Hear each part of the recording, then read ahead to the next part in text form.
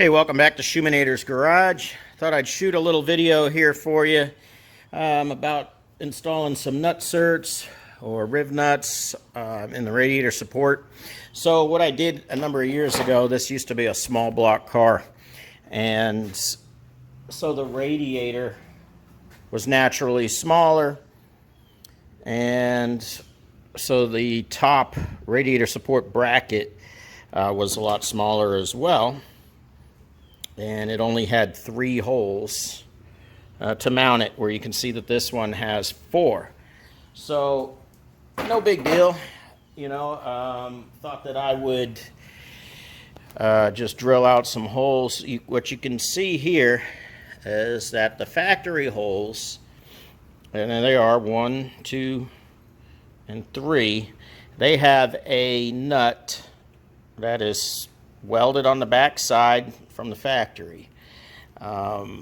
Naturally, they didn't do that in case you wanted to change to a big block. It would have been cool if they set it up for both.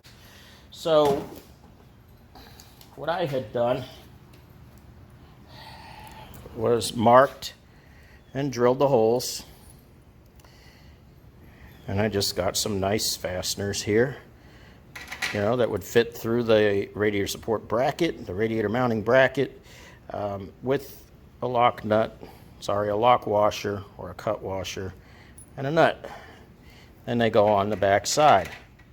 Well, it seems easy enough, right? You can get right back here, no big deal. Until you put the radiator in, of course. Once you have the radiator in here, you can't get your finger back there any longer.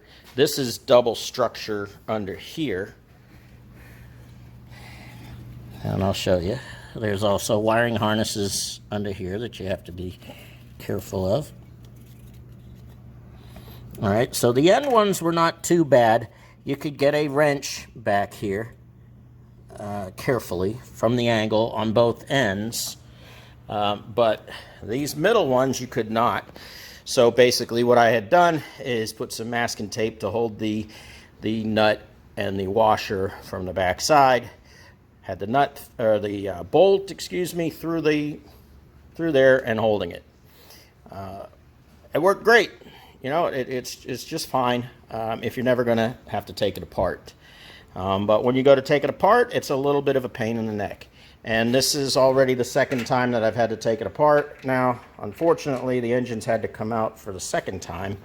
It's a 454. It's out being rebuilt again. And I thought that I'm going through a whole list of things that need to be redone. So I said, you know what? Why don't I put some nut certs in here? So this is a 5/16 18 nut cert. Some people call them riv nuts, expansion nuts. I mean, I guess there's a lot of terms probably floating out there. Doesn't quite fit in the hole. So I'm going to have to drill this hole out. So this wasn't really meant to be a tool review, but I figure I'll go ahead and show you what I'm using anyways. Hopefully it'll work. I picked up this set here, Amazon. It was right around 50 bucks. Comes with a nice case. It's got a 16-inch rivet tool. Actually comes with numerous rivets, nut certs that are all 10 each. So each size, that comes with 10 of each of them. Comes with all these different mandrels. I could have got a smaller set, but you know what? I figured it's something I've always wanted for years. I might as well opt for the bigger set. Something that I don't use very often, but I plan on switching to probably a floor shifter in this thing as well, and I might need it there too. So they got me messed up because they call it a professional riveting suite. So now I got rivet in my head, even though it's not technically a rivet. But this is the tool that I got. It is made in China, you know, but what do you expect for $50? For something that I'm not going to use on a daily basis. Hopefully it'll work pretty good. Comes with the tool here. Comes with a couple of these mandrels, mandrel pins.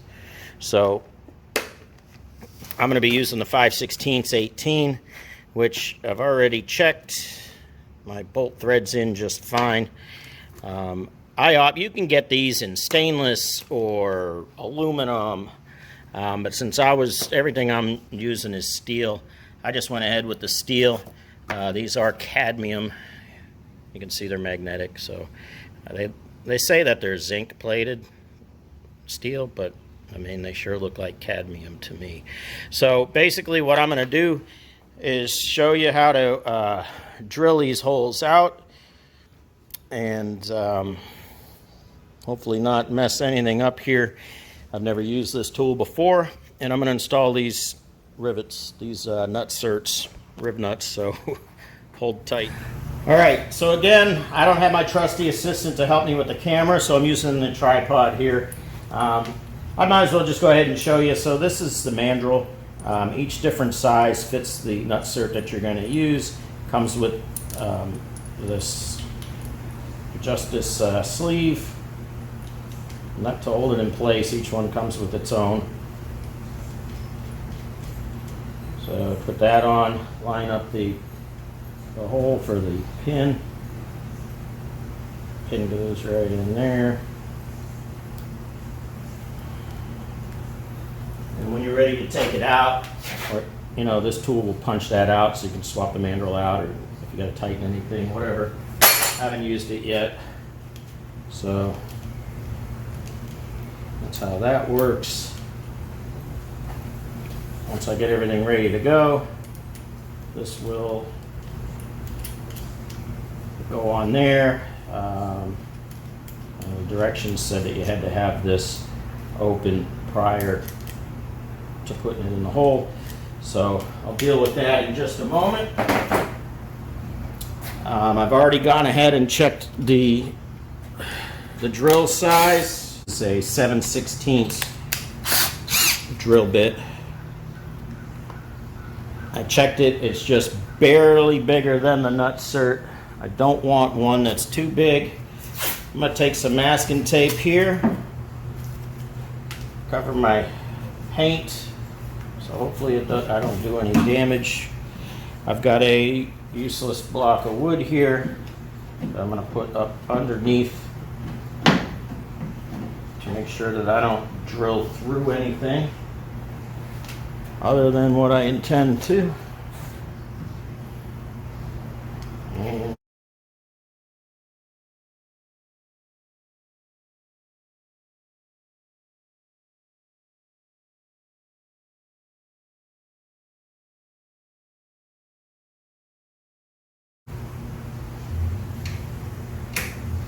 It's in there nice, it's pretty tight. So hopefully once I compress it, it'll work. In fact, you know what? Before I go drilling any more holes, it's probably a good idea to go ahead and set this one.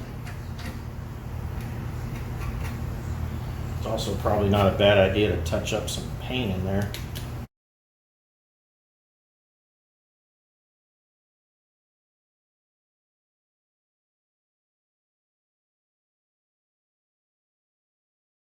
They tell you to put this on all the way. This should already be open. So let's see what happens here. Put that all the way flush. And now I'm starting to feel some tension.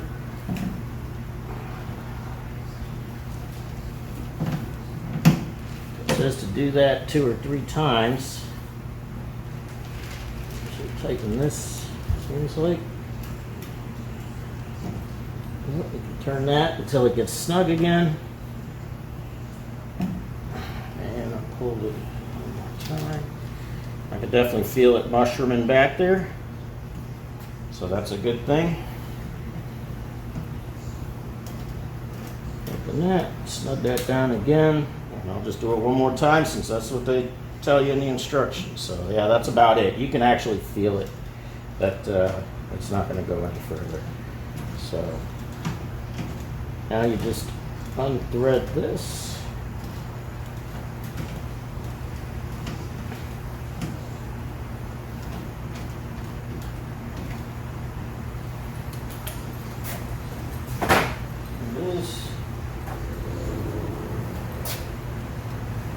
And it looks pretty good. And here's the bolt. This is the first time I'm using this tool live with you guys, so there it is. I mean, there's nothing, it's not loose or anything. That's beautiful. So, I mean, in my opinion, this is the right way to do it. You know, the other way works. You know, do what you got to do, but I think this is just a better way to do it. What it looks like. You can see see how it came out there. Try to get you on the back side. I don't know if you can make that out. I'm having a hard time with the camera. So there it is from the back side. So that's really how I'm going to go ahead and do the rest of them.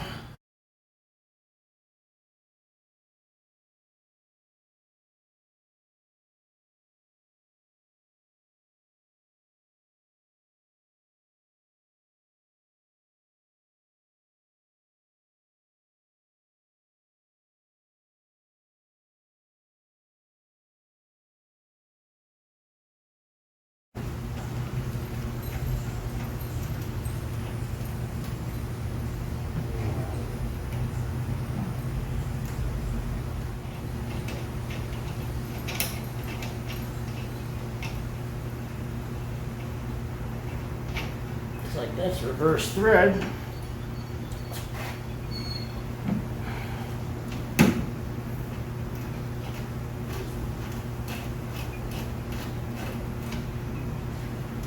Yeah, so if you over tighten it, this is reverse thread, and apparently that comes apart.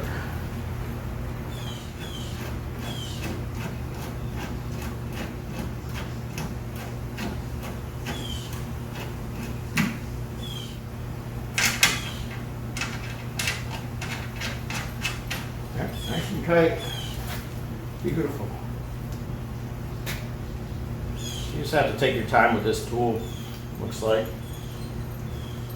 Make sure that that nut's tight.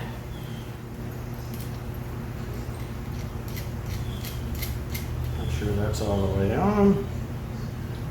This is all the way open.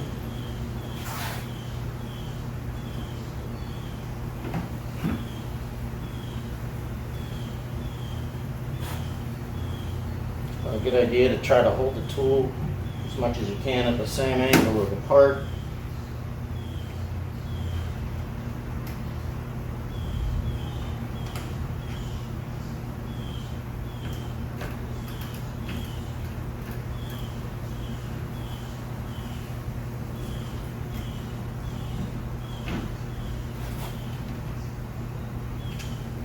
Looks like I may have got this one in one shot.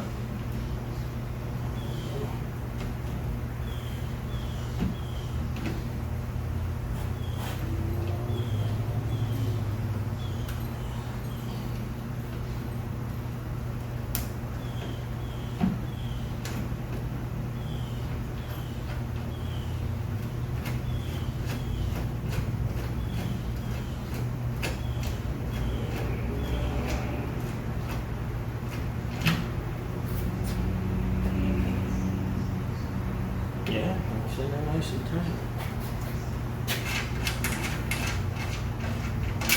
Only brought one bolt over here to check it.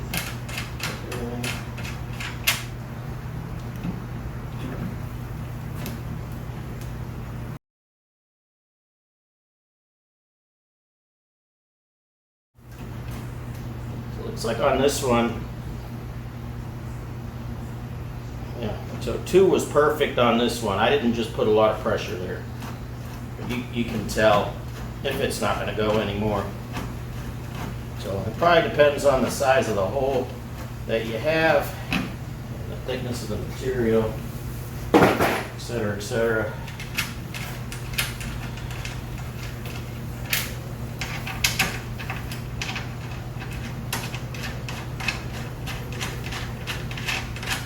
Boom. So there you go. What I'll do is I'll get some new ones of these. I've got a whole assortment of them anyways.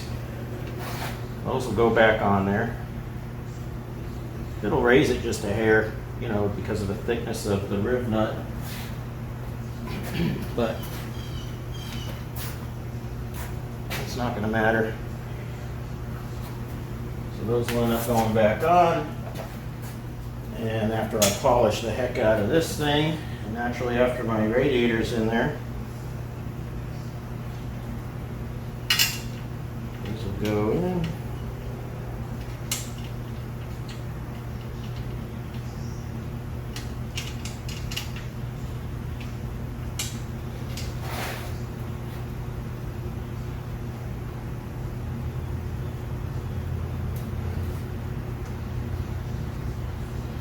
See, it's a tight fit through the rubber, which is a good thing.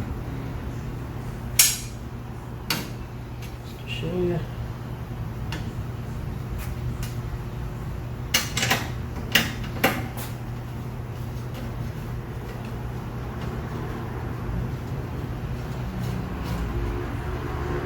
There you have it. That's going to work out real nice. You can see it still puts tension, so it's not even ever going to be tightened down that much once the radiator is in there. Tighten it down till it's snug. So here's the finished product with the nut certs installed, and then with my cover tie down, I've put rubber grommets around the bolts, and that holds them there. I've already had this on and off because I had to do some work on the fan assembly. Oops. But these just screw right in. It's super easy. So glad that I did this upgrade. I'm looking at potentially upgrading the fans. So I had another fan shroud that I wanted to test fit, and I was able to just unscrew these bolts easy. You can see they go right back in nice and easy, hand tight, and then I'll just snug them with a socket. So the reason I put the rubber grommets in there is, well, to protect the painted surface, as it also keeps this just slightly raised, helps prevent any vibration, and it also helps take up, you know, the difference in the angle. So that's it. Highly recommended if you're, you know, if your radiator support doesn't already have the factory nut certs where it's needed. Thank you for watching Shoemaker's Garage. I hope you enjoyed the video. Please click like and subscribe, comment below, and keep your eyes out for future content.